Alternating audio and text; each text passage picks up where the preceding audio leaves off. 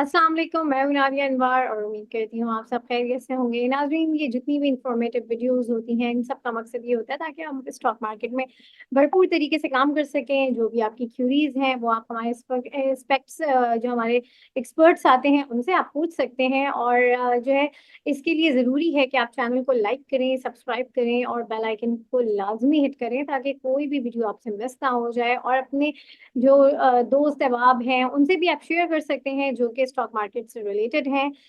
तो नाज़रीन, यहाँ पर जो है आज जो हम प्रोग्राम कर रहे हैं वो हमने, जैसे हमने पिछले प्रोग्राम में भी बताया था कि हमने एक सीरीज स्टार्ट की है स्पेक्ट्रम सिक्योरिटीज के साथ। और इनके जो हेड ऑफ सेल्स हैं, जी हाँ सॉरी, हेड ऑफ ऑपरेशंस हैं मोहम्मद सईद साहब, जो है वो हमारे साथ इस सीरीज में रहेंगे। और इस सीरीज का मकसद ये होता है जो नए आने वाले हैं और जो पहले से मौजूद भी लोग काम कर रहे हैं, बहुत सारी चीजें नहीं पता होती हैं, बहुत सारी टर्मिनोलॉजीज के बारे में नहीं पता होते, टैक्सेस के बारे में नहीं पता होते हैं। और जो है तो ये इन सारी चीजों के ऊपर हम जो है फर्दर फर्दर हम टॉपिक के ऊपर बात करेंगे। लास्ट हमारा जो प्रोग्राम था उसमें हमने अकाउंट ओपनिंग के हवाले से जो है वो बात की थी कि किस तरीके से जो है अकाउंट ओपन हो सकता है और क्या प्रोसीजर होता है। इन सारी बातों के ऊपर हमने डिस्कस किया था और उसी हमने प्रोग्राम में हमने अनाउंस भी कर दिया था कि नेक्स्ट जो हमारा प्रोग्राम होगा वो होगा कि स्टॉक मार्केट में टैक्सेस और चार्जेस वगैरह जो है जो लगते हैं अकाउंट ओपन होने के बाद कौन कौन से होते हैं। इन सारी चीजों के ऊपर आज हम इंशाल्लाह आज के प्रोग्राम में जो है वो कवर करेंगे। तो आइए आज हमारे जो गेस्ट हैं मोहम्मद सईद साहब, उनको वेलकम करते हैं। अस्सलाम वालेकुम सर। वालेकुम सलाम। कैसे हैं सर, आप खैरियत से? जी अल्हम्दुलिल्लाह ठीक ठाक। जी सर, जैसे कि मैंने अभी कहा कि आज जो है जो हम टॉपिक कवर करने वाले हैं वो टैक्सेस के हवाले से हैं और जो चार्जेस होते हैं अकाउंट ओपन होने के बाद कौन कौन से होते हैं और क्या होते हैं, मुख्तलिफ होते हैं। थोड़ा सा इसके हवाले से जो है ब्रीफ कर दें जो हमारे जो नए लोग हैं जो स्टॉक मार्केट में आना चाहते हैं और जो लोग पुराने भी हैं वो भी थोड़े से कंफ्यूज रहते हैं इस हवाले से। तो थोड़ा सा इसको डिटेल आज जो है हम डिस्कस करेंगे जी। जी नादिया, आपने सही कहा कि अकाउंट ओपनिंग के बाद जो सबसे ज्यादा चीजें हमारे पास क्यूरीज आ रही होती हैं वो चार्जेस के हवाले से ही होती हैं। तो ट्रेडिंग प्लेटफॉर्म, उसके बाद चार्जेस के हवाले से हमारे पास जरा क्यूरीज आ रही होती हैं। तो हम अपने नाजरीन सामीन जो भी हमारे पास हैं हम उनको बताते चलेंगे कि आज क्या क्या चार्जेस लगते हैं। तो मैं पहले जो इसके दो पार्ट है, पहले पार्ट में मैं आपको ट्रेडिंग से रिलेटेड चार्जेस बता दूंगा, उसके बाद फिर सीजीटी पे हम जाएंगे, सीजीटी कैपिटल गेन टैक्स के हवाले से। जो ट्रेडिंग से रिलेटेड चार्जेस हैं उसके अंदर दो तरह के चार्जेस हैं। एक है सीडीसी के चार्जेस हैं। ये बात याद रखें कि सीडीसी के चार्जेस जो हैं वो नंबर ऑफ शेयर्स पे लगते हैं, ठीक है। और जो दूसरे चार्जेस हैं, एक है नेशनल क्लियरिंग का चार्जेस, नेशनल क्लियरिंग लेता है अपने चार्जेस। और एक पीएसएक्स लागा होता है, पाकिस्तान स्टॉक एक्सचेंज का लागा होता है। एक एसएससीपी लेवी होती है। ये तीन तरह के चार्जेस हैं। ये तीन तरह के जो चार्जेस हैं ये लगते हैं अमाउंट के ऊपर। अगर मैं आपसे एक नॉर्मल सी बात करूं तो जो लागा है हमारा वो तकरीबन 4 रुपए 17 18 पैसे पर लाख पे लगता है। तो जो भी अगर जो क्लाइंट है वो 4 रुपए 17 पैसे डिवाइडेड बाई पर लाख मल्टीप्लाई बाई अपनी अमाउंट जितनी की वो बाइंग करेगा। अगर वो 25 हजार की बाइंग करता है तो 4 रुपए 17 पैसे को 4 हिस्सों में तोड़ देगा तो उसका लागा निकल आएगा। अच्छा, इसमें आरएमएस फीस और इसमें सीसीपीएफ का जो कंट्रीब्यूशन फंड है एक मेंबर का, वो सारी चीजें मिलाकर मैं आपको बता रहा हूँ। इसमें हर हाउस के अंदर थोड़ी सी ऊपर नीचे हैं, कुछ हाउसेस कम है, कुछ कुछ हाउसेस यहीं पर ही हैं, कुछ हाउसेस ज्यादा लेते हैं आरएमएस फीस, वो हाउस की पॉलिसी है। अच्छा, दूसरा इसी तरह एसएससीपी चार्जेस हैं, वो तकरीबन लाख पे 65 पैसे लगते हैं। तो अच्छा, फिर एक है नेशनल क्लियरिंग के चार्जेस, वो तकरीबन 3 रुपए 30 पैसे के अराउंड जो है ना, मैं आपको पूरा राउंड फिगर नहीं बता रहा, इसके अराउंड जो है पर लाख पे लगते हैं। तो ये एक चार्जेस हैं जो कि हमें नेशनल क्लियरिंग, जो हमसे नेशनल क्लियरिंग जब आप ट्रेड करते हैं तो वो उसमें आपको लिखे हुए नजर आते हैं, वो नेशनल क्लियरिंग हमसे आपके बिहाफ के ऊपर कलेक्ट कर लेता है। अच्छा, इसके अलावा एमटीएस की लेवी लेवी होती है, जो लोग एमटीएस करते हैं उनको एक लेवी लगती है, ये चार्ज है। एमएफ की लेवी है, ये एक चार्ज है। अच्छा, मैं फिर कह रहा हूँ कि बहुत सारे हाउसेस इस कुछ चार्ज अपने क्लाइंट्स को वेव करते हैं, कुछ नहीं करते। ये हर हाउस की अलग पॉलिसी होती है। हम हाउस की पॉलिसी इसको डिस्कस नहीं कर रहे हैं, हम वो बता रहे हैं जो चार्जेस या तो मेंबर देता है या क्लाइंट से लेकर देता है। मतलब देने जरूर होता है, अगर क्लाइंट से लेते तो मेंबर अपने बिहाफ के अपने पास से देता है। तो रेगुलर के जो मैंने आपको 4 रुपए 17 पैसे बताई, ये रेगुलर के चार्जेस थे जो लागे के लगते हैं। फ्यूचर के चार्जेस अलग हैं। ठीक है, वो फ्यूचर के जब आप फ्यूचर के ट्रेड करते हैं तो उसी हिसाब से लगते हैं। एसएसपी चार्जेस मैंने बता दिया आपको, और लेवी। अच्छा, इन सब के ऊपर एसटीडीसी के चार्जेस नंबर ऑफ शेयर्स पे लगते हैं, कम से कम 5 रुपए। और फिर बहुत सारे हाउसेस क्या करते हैं कि वो 0.005 multiply by number of shares, वो चार्जेस वसूल कर लेते हैं। और ये इस तरह के चार्जेस हैं। अच्छा, इन सब के ऊपर 15% एसएसटी, कुछ हाउस लेते हैं कुछ नहीं लेते हैं, काफी सारे हाउसेस लेते हैं एसएसटी क्योंकि ज़्यादा उनके इनकम में शुमार होता है।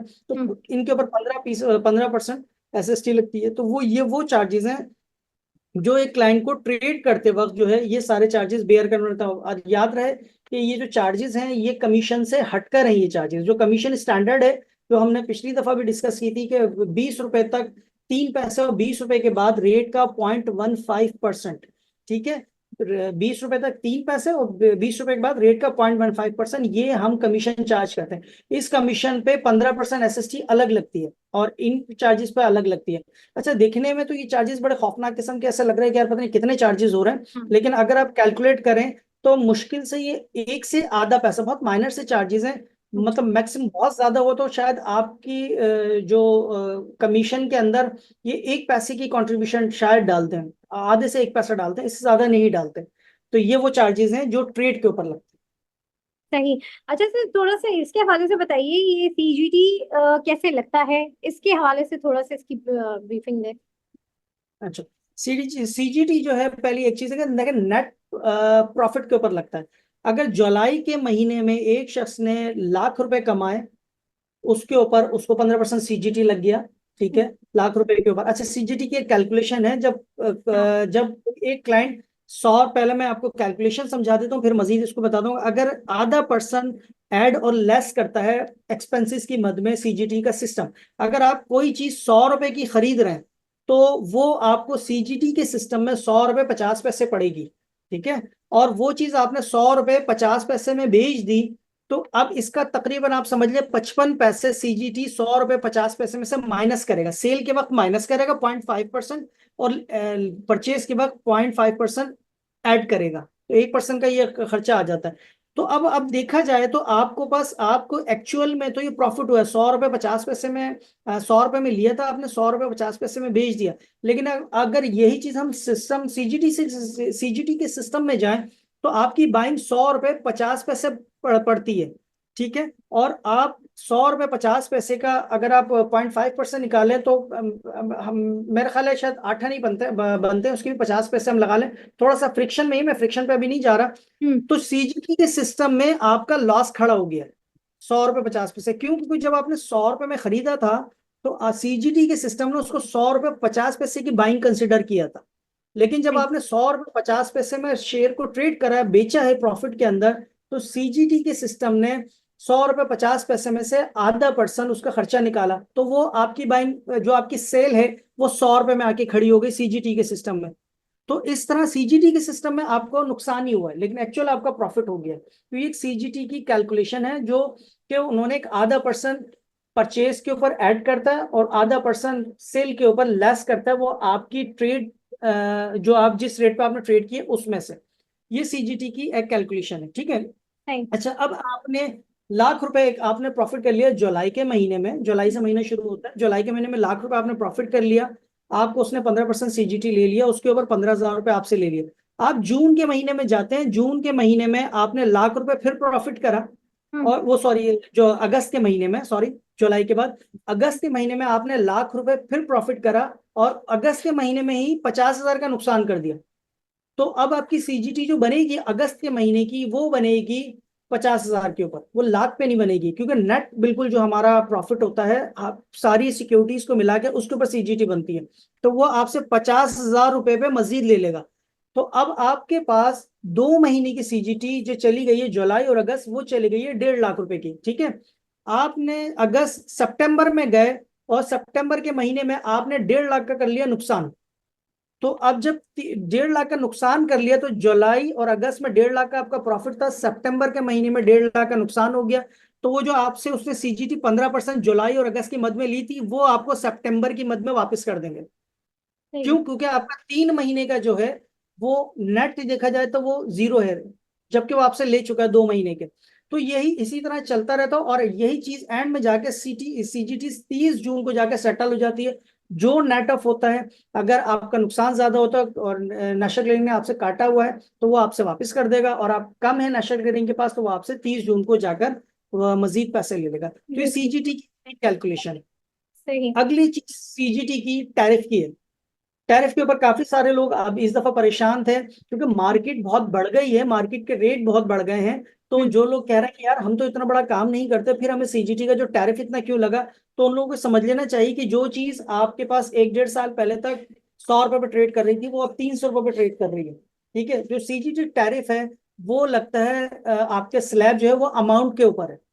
तो मैं अमाउंट थोड़ा सा डिटेल में आपको बता दूं कि अगर आप पूरे साल में लाख रुपए से तक की ट्रेड करते हैं, लाख रुपए से नीचे या लाख रुपए तक, तो आपको सीजीटी टैरिफ 0 लगता है। ठीक है। लाख रुपए के से लेकर आप 50 लाख तक अगर ट्रेड करते हैं पूरे साल में, तो वो सीजीटी टैरिफ आपको 200 रुपए लगता है। हम्म। 50 लाख से 1 करोड़ तक आप करते हैं तो सीजीटी टैरिफ आपको लगता है 300 रुपए। इस तरह 1 करोड़ से 5 करोड़ तक 800 रुपए, 5 करोड़ से 10 करोड़ तक 3500 2500 रुपए, और 10 करोड़ से 50 करोड़ तक 7 हजार रुपए, 50 करोड़ से 1 अरब तक 30 हजार रुपए, और 1 अरब से आपके 5 अरब तक 40 हजार रुपए, और 5 अरब से जो आपकी ऊपर जाएगी उसके बाद ऑनवर्ड 60 हजार रुपए लास्ट ये स्लैब है। तो आप पूरे साल के अंदर अपनी ट्रांजेक्शन समरी, कोई भी क्लाइंट आसानी से ब्रोकरेज हाउस से ले सकता है कि यार मेरी ट्रांजेक्शन समरी दिखा दे, मैं इसमें रोल ओवर की बात नहीं कर रहा। वो क्लाइंट जो सिर्फ जो आप कैट्स पर ट्रेड ले बेच करते हैं, सेल और परचेज करते हैं, मैं उसकी बात कर रहा हूँ। अगर वो दोनों मिलाकर आपके पास 10 करोड़ से ऊपर जा रही, तो अपने स्लैब आप फॉलो कर लेंगे, किस स्लैब में आप फॉलो करते हैं उस हिसाब से आपको सीजीटी टैरिफ लग जाता है। तो ये वो चार्जेस हैं जो एक क्लाइंट को बेयर करने पड़ते हैं अपने ट्रेडिंग के वक्त। सही। अच्छा सर, थोड़ा सा स्लैब चार्जेस के हवाले से भी बताएं कि एक तो ये कि ये हर हाउस का अलग होता है या एक स्टैंडर्ड होता है, क्या होता है? आपसे स्लैब से मुराद आप सीजीटी सीडीसी टैरिफ स्लैब की बात कर रही हैं या कमीशन स्लैब की बात कर रही सर हैं? कमीशन स्लैब की बात कर रही हूँ। कमीशन स्लैब कम से कम जैसे हमने बात की थी, 1 रुपए से लेके 20 रुपए तक 0.03 पैसा, 3 पैसा लेते हो, 20 रुपए से लेके ऑनवर्ड ऊपर तक रेट का 0.15% है। ये तो इससे कम कोई ले नहीं सकता। सही। मैक्सिमम साइड इसकी ये है कि आप 2.5% तक मैक्सिमम ले सकते हैं, ऐसा नहीं नीचे कैप नहीं है, अपसाइड भी कैप है, और अपसाइड है 2.5% तक कैप। तो कुछ ब्रोकरेज हाउस हैं जो 3 की जगह 5 पैसे भी लेते होंगे, 6 भी लेते होंगे, वो ब्रोकरेज हाउस और क्लाइंट की अपनी अंडरस्टैंडिंग है, लेकिन कम से कम में तो सबका इक्वल है, कम इससे कम कोई ले नहीं सकता। ओके सही है, ठीक ठीक ठीक, सही। बिल्कुल sir, thank you so much. और सर अब जो है यहाँ पर आपने बड़ा डिटेल जो है टैक्सेस के हवाले से आपने बताया और चार्जेस के हवाले से भी डिस्कस किया। अब ये मुझे बताएं कि नेक्स्ट जो हमारी एपिसोड होगी उसमें हम क्या डिस्कस करने वाले हैं, तो थोड़ा सा इस हवाले से भी हमारे नाज़रीन को बता दें। नादिया, जो नेक्स्ट होगी, जब क्लाइंट एक अकाउंट खोलता है, फिर चार्जेस वो समझ लेता है, तो उसके बाद वो ट्रेडिंग की तरफ जाता है। ट्रेडिंग के ऊपर जो टर्मिनोलॉजीज है ट्रेडिंग की, कुछ लोग कहते हैं बाटा क्या है, तो हम बताएंगे बाटा होता है क्या, शॉर्ट हाँ। सेल बाटा एक ही चीज है। ठीक है, मार्केट कौन कौन सी दस्तयाब होती हैं, क्या एमटीएस एमएफ फ्यूचर मार्केट है, किस तरह ये काम करती हैं, तो हम मार्केट और उसकी टर्मिनोलॉजी के ऊपर हम अगला प्रोग्राम रखेंगे इंशाल्लाह। सही, बिल्कुल, बहुत शुक्रिया सही साहब आपका। और मैं नाज़रीन। अ, जी। मैं ये कहूंगा कि जैसे मैंने भी अनाउंस किया, अगर कुछ लोग इस पहले से ही कोई अपने सवाल उस आने वाले प्रोग्राम के, गुजरने हुए प्रोग्राम के इससे इनसे रिलेट, आप कुछ लोग ये कमिट्स कर रहे हैं कि यार ये आइटम बता दें, ये आइटम बता दें, तो जैसे आपने अनाउंस किया था कि ये मार्केट से रिलेट वो प्रोग्राम नहीं है जो एक आपका यूजुअल होता है, ये हम रूटीन, अवेयरनेस बिल्कुल। सेशन कर रहे हैं। इससे रिलेट कोई अगर किसी का सवाल है तो वो लाजमी हमसे कर से, हम उसको इंशाल्लाह डिटेल में जवाब देंगे। बिल्कुल बिल्कुल। और ये बात बिल्कुल सही कही कि ये जो सीरीज हमने बनाई है इसमें हम जो है वो बातें डिस्कस करते हैं, हम मार्केट डिस्कशन नहीं कर रहे होते हैं, ना मार्केट रिव्यू के हवाले से हम बात कर रहे होते हैं। हम ये बात कर रहे होते हैं कि मार्केट में किस तरह से आया जाए और क्या प्रोसीजर होता है, और उस प्रोसीजर में क्या क्या जो है स्टेप्स होते हैं। जैसे कि सबसे पहला स्टेप अकाउंट ओपनिंग है, फिर उसके बाद जो है लोगों को टैक्स और चार्जेस के हवाले से हमने अवेयर किया, और अब इंशाल्लाह नेक्स्ट जो है वो टर्मिनोलॉजी के हवाले से बात करेंगे। तो इन टॉपिक के हवाले से जो भी आपके सवाल हो, जो भी क्यूरीज हो, आप हमें कमेंट बॉक्स में कर सकते हैं, और इंशाल्लाह हम वो आपके सारे सवाल जो हैं वो हम आपको नेक्स्ट अपने जो हमारा एपिसोड होगा उसमें हम लाजमी उसको डिस्कस करेंगे। तो नाजरीन, यहाँ पर जो है मैं आज के सेशन से आप लोगों से इजाजत लूंगी। आप लोगों से इंशाल्लाह फिर मुलाकात होगी, तब तक के लिए अल्लाह हाफिज। अल्लाह हाफिज। थैंक यू सर, अल्लाह हाफिज। हाफिज।